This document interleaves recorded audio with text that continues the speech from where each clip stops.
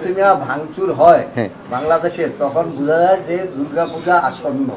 এতে আমরা বুঝি, এছাড়া বুঝতে পারি। তো ওনাদের আপনি এটা জিজ্ঞেস করলেন না যে তো প্রতিমা যে সময় বানানো শুরু করেন সেই সময় দিয়ে না আপনারা বুঝতে পারেন না কিসের জন্য এটা বানাচ্ছেন? যে পূজা যে শুরু হয়ে গেছে এটা তো প্রতিমা বানানোর সময় ওনার বোঝা যাওয়ার কথা, ভাঙার সময় কিভাবে বুঝলো?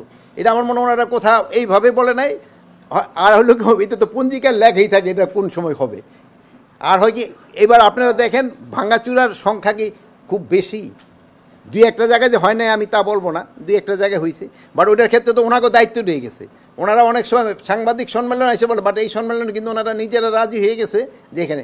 আর প্লাস ওই যেই জায়গাগুলিতে যে ভিডিও ফুটেজে তাকেও কিন্তু ধরা হয়ে গেছে, ভিডিও যারা যেখানে লাগানো হচ্ছে যেই জায়গায় ওনাকেও কিন্তু সবারই অনুরোধ করা হয়েছিল ভিডিও ফুটেজ লাগা, ওখানে কিন্তু লাগানো হয়ে গেছে।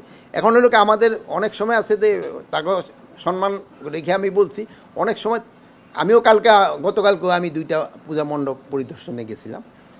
মানে লোকাল লেভেলের খবর আমরা অনেক সময় উপরে রাখি না। লোকাল লেভেলে কিন্তু ওরকম কোনো সমস্যা আমি দেখলাম যে সবাই মিলেই ভালোভাবে উদযাপন। তো দুই একটা জায়গায় যে ছোটোখাটো দুই একটা ঘটনা ঘটতেছে না, আমি অস্বীকার করবো না, ঘটতেছে, বাট ঘটার সাথে সাথে আইনানুগ ব্যবস্থা নেওয়া হচ্ছে। আর তাদের ক্ষেত্রে আপনারা অনুরোধ করবেন যে তারা কিন্তু রাজি হয়ে গেছে যে এটা তারা সবসময় একটা ইসের ভিতরে রাখবে। প্লাস আবার এবার দেখলেন যে আমরা কিন্তু সংখ্যা অনেক বাড়িয়েছি, প্লাস 24 তারিখ থেকে তো আমাদের ডিপ্লয়মেন্ট, এবং আমরা এই যে এবার ওই আমাদের বোন ওই তো 3-4 বোনও আছে।